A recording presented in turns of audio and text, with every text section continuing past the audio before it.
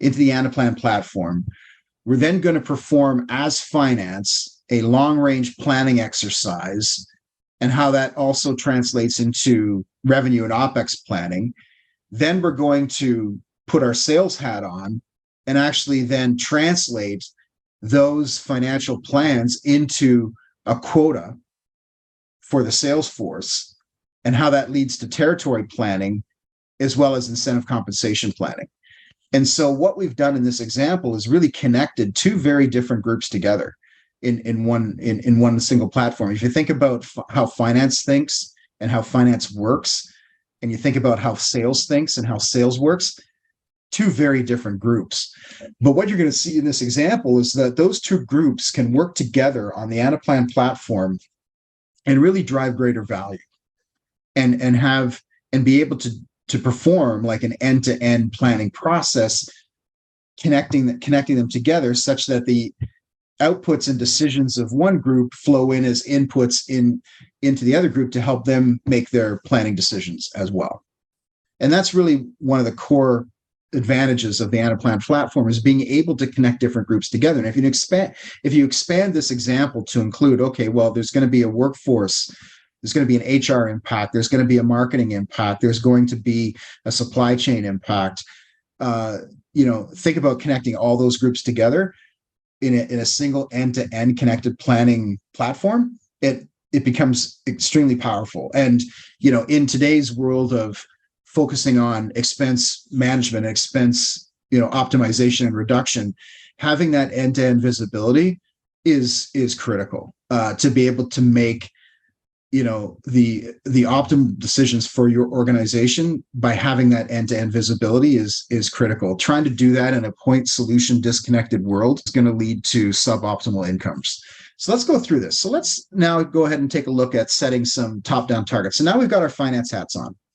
And also keep in mind, as I go through this, just look at the different dashboards that you're seeing and how different groups can use Anaplan to visualize the data that they would need and the level of granularity that they would need in the way they want to work, and how Anaplan sort of is able to address the needs of those disparate groups, but yet being connected together.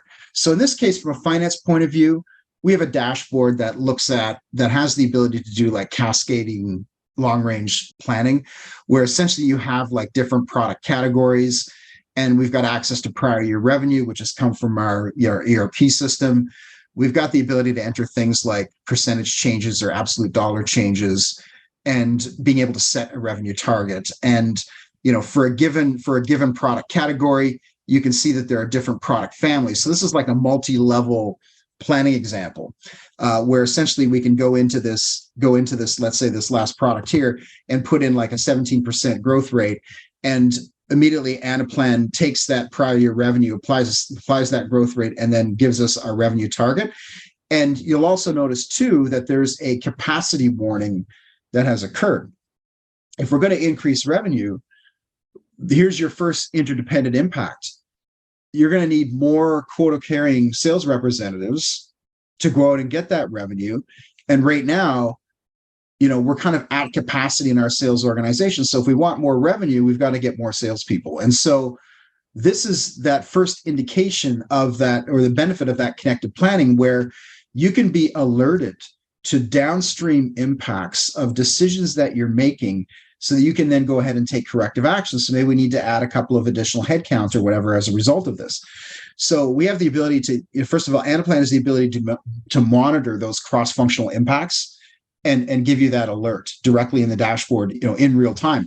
And you can then decide, that despite that, you want to go ahead and proceed, because that baton is now going to be passed to the sales organization to determine, we now have 2 open headcount or whatever that's been added. We can then start assigning those open headcounts in terms of regions and so on. So we can go ahead and proceed with this. And then within a given category, you also have the ability to go a level down and decide if you want to hold or override those changes. Now, that upper level target has automatically been translated down into like a final goal, and you can do individual holds and overrides on this as well, and either hold that amount or even override it and see that impact. so you have the ability to do that.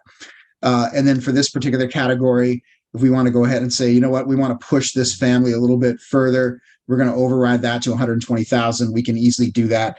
And you can see that the charts are dynamically updating, as a result of that. And again, that's another advantage of Anaplan, is it's a real-time in-memory engine, such that, any decisions made upstream automatically cascade all the way downstream, and you can immediately see those impacts.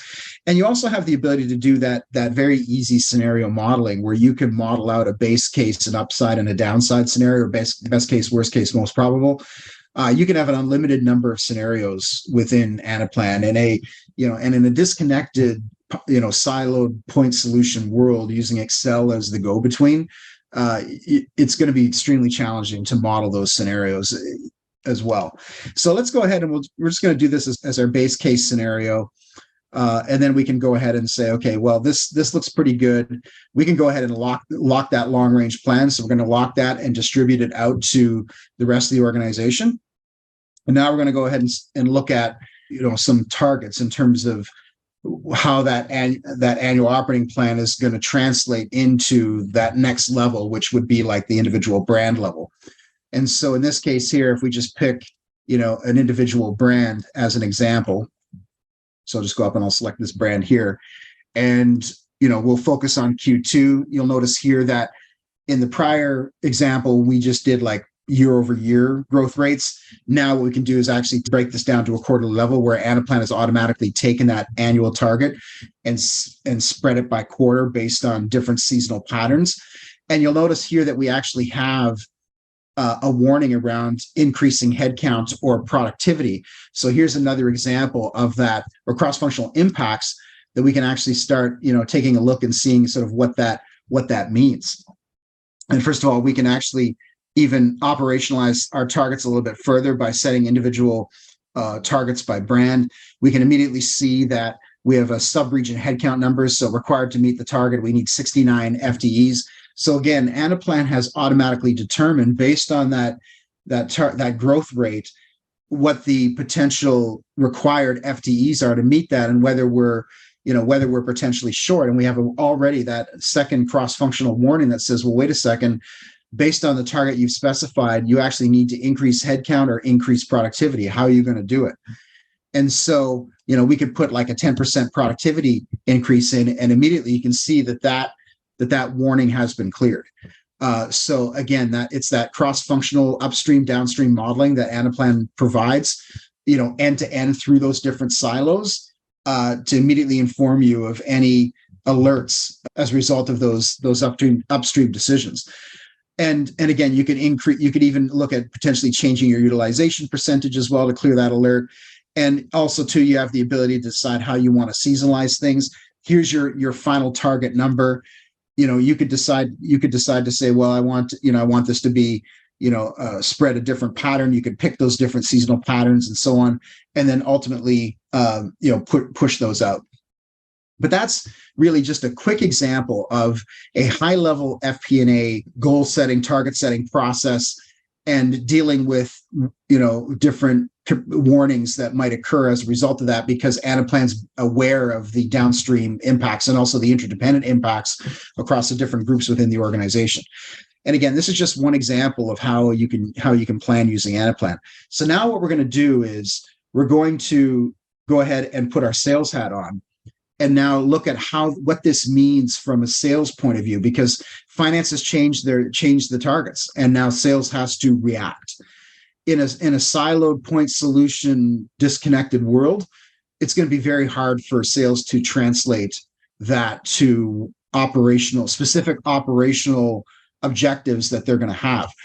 Sales, what does sales think about, right? Well, sales is all about, understanding what accounts you have and across what industries and regions, and things like total addressable markets and potential spend and account segmentation and scoring, and then taking those accounts, racking and stacking them and rating them, and then assigning those accounts out to the sales force with goals or attainment goals or quotas and so on that they're now going to work to achieve in their assigned accounts.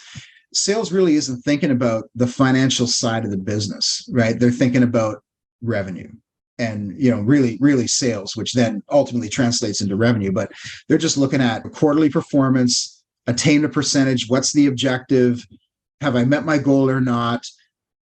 Being the feet on the ground in their assigned accounts for their customers, the eyes and ears of the organization in their customer base, and scouring for those new opportunities and winning that business, which is a very different mindset to finance.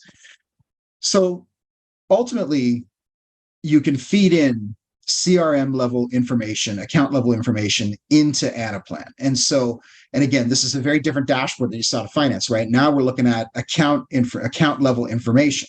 So you can take that CRM feed into Anaplan. So Anaplan can house not only your financial results from your ERP system, those prior year numbers that then you can use Anaplan to plan based off of. You can also feed in CRM level information for sales to help them do their job as well. But again, single platform, very different data sets, very different dimensions, very different data, very different needs, but all being serviced by Anaplan. So you can bring in all that CRM level information. And then from here, we can then go ahead and look at bringing sales and finance together. So here's how this works. Finance on the left is really thinking about revenue by geography. Sales on the right is thinking about, sales by their different product lines, different lines of business and so on, by their different regions. So how do we go ahead and bring these things together? Well, in Anaplan, what you're able to do is have both those groups together and have Anaplan perform the translation. And it's really, and sometimes, these groups are even speaking like different languages, right? Because you have the language of sales, you got the language of finance.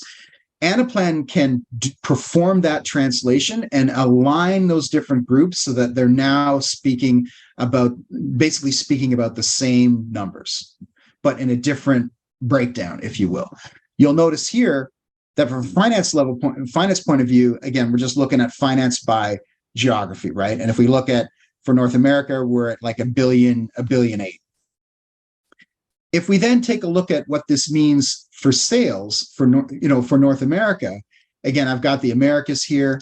And now what Anaplan does is it takes that number and breaks it down into a product and category level of detail so that you can immediately see that sales is now aligned to those financial targets, but in the way that it makes sense for sales to the way that sales understands or processes information, right? Because they're not thinking about, the regional type stuff. They're just thinking about now, or sort of the finance perspective. They're thinking about now, okay, here's what I need to get out of or my different product lines for my different territories to be able to align to those financial targets. So Anaplan has performed that translation of the point of view from finance into sales. And now sales can take these numbers, which are aligned to finance, but in the way that sales wants to look at things and take those going forward. So now let's move into like account analysis. So now what you've got is from a regional vice president perspective, they can then start assigning quotas to their teams. And in this case, we have a regional, a sub-region, and a field level in terms of planning. And again, we've got prior year sales history by product. We've got the growth rates. Again, these growth rates have been translated from the finance point of view, so we can understand, like from a product point of view and from a territory point of view, what we need to achieve to align to those financial targets. We can also understand other metrics around like our market share, whether there's, what our total addressable market is, what that finance target is, what that sales target is. Notice that those two numbers now, those agree, right? And again, that's all about through connected planning, the ability to align those groups. And then ultimately we can put in some adjustments, and we can put in over assignments, right? To assign those targets to the region, put in an over assignment to the sub-region. And really what these are buffers, right? Because ultimately what we want to do is award quotas or give quotas to our sales team. And so as an RVP, we can actually put in some over assignments to kind of provide that bit of a buffer, right? So that the real number we need to hit is here, but we want to motivate our team to overachieve. And so we can put in those over assignments, but now we're moving more into like a territory and quota setting process, which is very different than that financial target setting process. Then we can actually take these goals, we can take these goals and operationalize them a little bit further. So we can break that down into like a regional level. And we can also determine like how we want to allocate these quotas, right? Do we want to do it based on prior year sales? Do we want to do it based on total addressable market? Do we want to just do a blended rate where we apply weightings to the different methods? Or do we want to base it just purely on predictive spend? And, we can talk about predictive spend, but that's really using some advanced capabilities from Anaplan to understand in their key strategic accounts, like what people are looking for.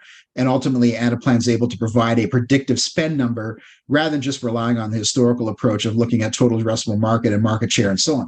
So you can use predictive spend. You can even use a blended approach to set those targets and then put in things like holds and overrides as well.